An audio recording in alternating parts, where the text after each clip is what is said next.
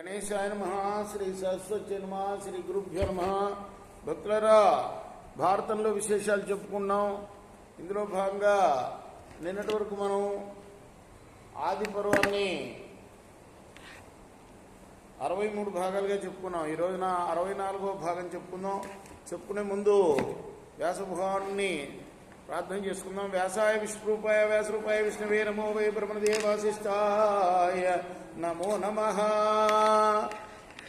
అంజనానందనం వీరంజానకి శోకరాసనం కపి సుమక్షంతారం వందే లంకాభయంకరం. సదా నింబవృక్షస్య మూలాధివాసాత్ సుధాశ్రావిణం తిక్తమప్యప్రియంతం తరం కల్పవృక్షాదికం సాధయంతం నమామీశ్వరం సద్గురుం సాయినాథం. సమర్థ గురు సాయినాథ్ మహారాజ్ కీ జై.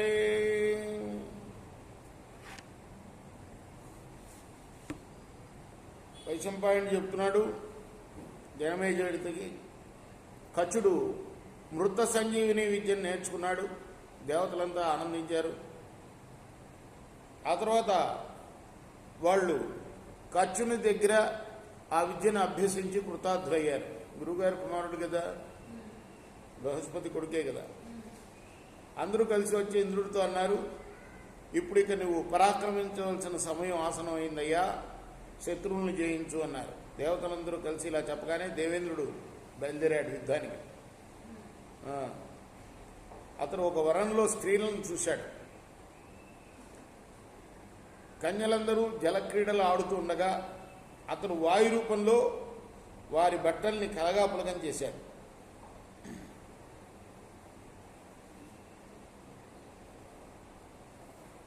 నీటి నుండి పైకి వచ్చి ఆ కన్యలందరూ కూడాను ఒకదానితో ఒకటి కలిసి ఉన్న వస్త్రాలను తీసుకున్నారు. వస్త్రాలు తారుమారు కావడాన్ని శర్మిష్ట గమనించకుండా దేవయాని యొక్క వస్త్రాన్ని కట్టుకుంది. అంటే దేవయాని ఎవరు? దేవయాని గురువుగారి కూతురు. శర్మిష్ట ఎవరు? రాజుగారి కూతురు. ఆ తర్వాత వాళ్ళిద్దరికీ ఆ విషయంలో తగాదా జరిగింది.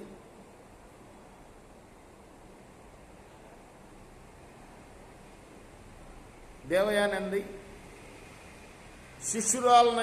శిష్యురాలవై ఉండి నా వస్త్రాన్ని నువ్వెలా కట్టుకున్నావు? అప్పుడు శర్మిష్ఠ అన్నది, కూర్చున్నా పడుకున్నా నా తండ్రి సింహాసనం మీద ఉంటే నీ తండ్రి కింద ఉండి మాటి మాటికి స్తుతిస్తూ ఉండేవాడు నీ తండ్రి. కాబట్టి యాచిస్తూ స్తుతిస్తూ దానాన్ని ప్రతిగ్రహించే శుక్రుడి కూతురుడివి నువ్వు కోపగించడం ఏంటి? నీ కోపం నా మీద రావడం ఏంటి? నేను రాజుగారి కూతుర్ని కదా, నిన్ను నేను లెక్క పెట్టను అన్నది. వైశంపాయనుడు ఈ సందర్భంగా చెప్తున్నాడు, మహారాజా జనమేజయ మహారాజా తన ఉన్నతత్వాన్ని గొప్పతనాన్ని చెప్పి తన వస్త్రం పట్టుకు లాగుతున్న దేవయాన్ని శర్మిష్ట వెంటనే బావిలోకి తోసేసింది.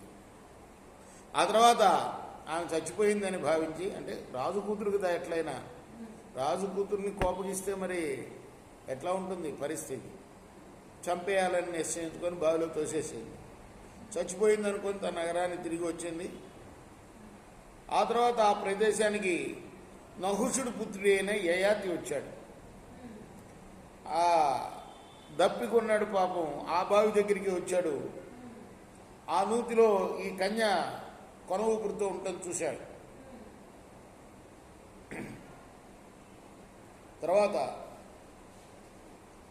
ఆమెను రక్షించాడు. ఈ కూపంలో ఎలా పడ్డావు, ఎవరి కూతురువు చెప్పమన్నాడు.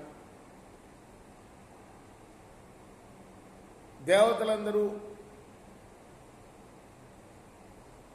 మరి చనిపోయిన వాళ్ళని బ్రతికిస్తున్నారే, మృత సంజీవిని విద్య, ఆ విద్యను కచుడికి బోధించిన శుక్రాచార్యుడి యొక్క కూతుర్ని నేను అని చెప్పింది. అయితే నువ్వు ఎందుకు ఇక్కడికి వచ్చావో చెప్పు అని యయాతి చెప్తున్నాడు. నేను నహుషుడు అనే రాజు యొక్క కొడుకుని యయాతిని నా పేరు. వేటాడుతూ అలసిపోయి ఇక్కడికి నీళ్ల కోసం వచ్చాను అనగానే ఆమె ఇంకా బావిలోనే ఉందిట, ఇంకా పైకి లాగలా ఆయన. నువ్వు నా చేయి పట్టుకొని పైకి లాగమన్నది.